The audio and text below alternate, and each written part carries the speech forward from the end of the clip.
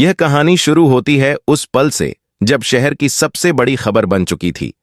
Police ने तारा बिरला को उसके ही घर से गिरफ्तार कर लिया था। चारों तरफ कैमरों की चमक, रिपोर्टरों की भीड़ और लोगों की कानाफूसी। क्या सच में तारा जी को जेल ले जाया गया?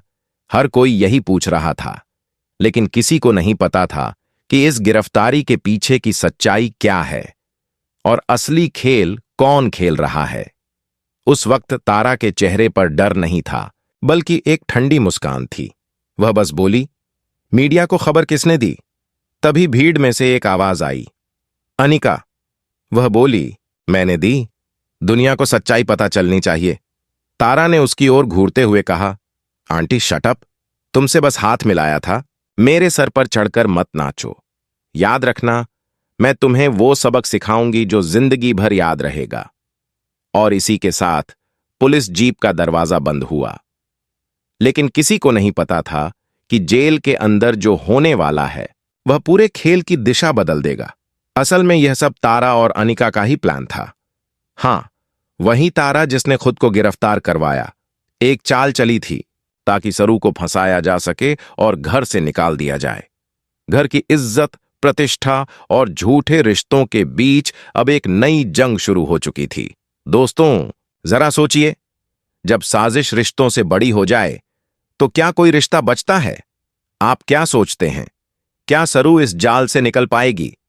जेल के अंदर तारा का चेहरा ठंडा पर दिमाग तेज चल रहा था। दूसरी तरफ सरू रोती हुई अपने कमरे में बैठी थी और उसका पति वेद गुस्से से घर छोड़कर चला गया था। वेद को अब शक होने लगा था कि शायद सरू ने ही यह सब करवाया हो। अनिका ने जैसे चाहा था वैसा ही हुआ। गलतफहमियों की दीवारें खड़ी हो गईं। उधर तारा का बेटा गुस्से में चंद्रकांत के घर जा पहुंचा। वह चिल्लाया, मेरी मां को जेल भेजा है तुमने? और दोनों में हाथापाई होने लगी। तभी सरू वहां आई और अपने बाबा साह के आगे ढाल बनकर खड़ी हो गई। उसकी आंखों में आंसू थे, लेकिन आवाज में हिम्मत। मेरे बाबा साह ने कुछ नहीं किया। वेद ने उसकी बात अनसुनी कर दी और बोला, अब मुझसे कुछ मत कहना सरू, और वहां से चला गया। वही पल था जब सरू का दिल पूरी तरह टूट गया। अब कहानी ने नया मोड़ लिया। जेल से बाहर आने के बाद तारा ने सबसे पहले फोन उठाया और अनिका को कॉल किया। आखिर तुमने मीडिया को क्यों बताया? तारा ने गरजती आवाज में कहा, मैंने तुमसे कहा था ना, यह सब ज्यादा नहीं बढ़ना चाहिए। मैंने तुमसे बस हाथ मिलाया था, सर पर चढ़ने की जरूरत नहीं थी। लेकिन अनिका की आंखों में अब सिर्फ बदला था। उसने मन ही मन कसम खाई, अब ना इस तारा को छोड़ूंगी और ना ही उस सरू को, दोनों को मिटा दूंगी। अनिका ने फोन उठाया और महिला मोर्चा की महिलाओं को बुलाया। उसने कहा, आज इन दोनों की इज्जत मिट्टी में मिलनी चाहिए। जैसे ही औरतों की भीड़ तारा के घर की ओर बढ़ी, तभी सामने सरू आ गई। मासा यानी तारा की मां को किसी ने धक्का दिया तो सरू ने आगे बढ़कर उन्हें संभाल लिया। भीड़ पीछे हट गई। उस पल तारा के दिल में कुछ पल को झटका लगा। जिसे वह दुश्मन समझती थी, वही आज उसकी मां की जान बचा रही थी।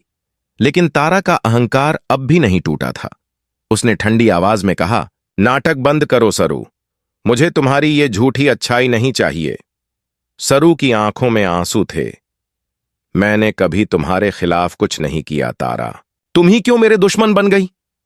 लेकिन जवाब में बस सन्नाटा था, और वह सन्नाटा किसी चीख से कम नहीं। रात को जब घर में सब सो चुके थे, तारा अपनी मां के कमरे में आई।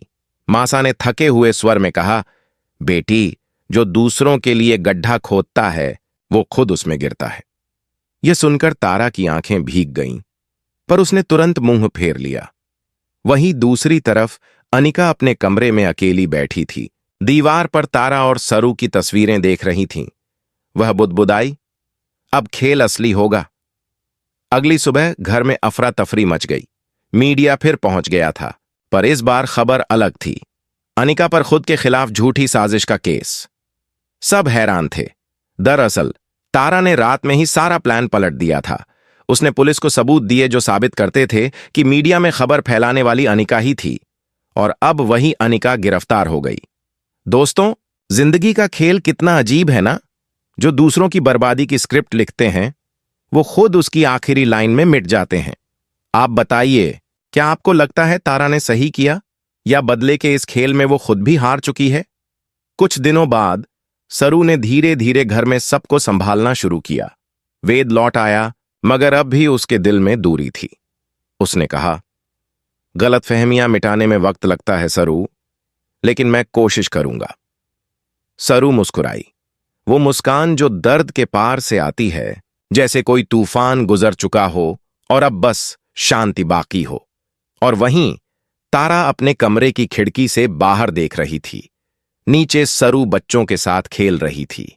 तारा की आंखों में आंसू थे, पर होठों पर एक हल्की मुस्कान, जैसे आखिरकार उसे समझ आ गया कि जीत किसी को नीचा दिखाने में नहीं, बल्कि खुद को माफ करने में होती है। कहानी यहीं खत्म नहीं होती, बल्कि एक सीख छोड़ जाती है। रिश्ते जब जहर से भर जाएं, तो कोई नहीं जीतता। साजिशों की राख में सिर्फ पछतावा बचता है। तो दोस्तों, आपको क्या लगता है? अगर तारा और सरू फिर से एक हो जाएं, क्या इस कहानी का अंत और भी खूबसूरत हो सकता है? अपनी राय जरूर बताएं, क्योंकि कभी कभी सबसे बड़ी जीत माफी होती है और सबसे गहरी हार अहंकार।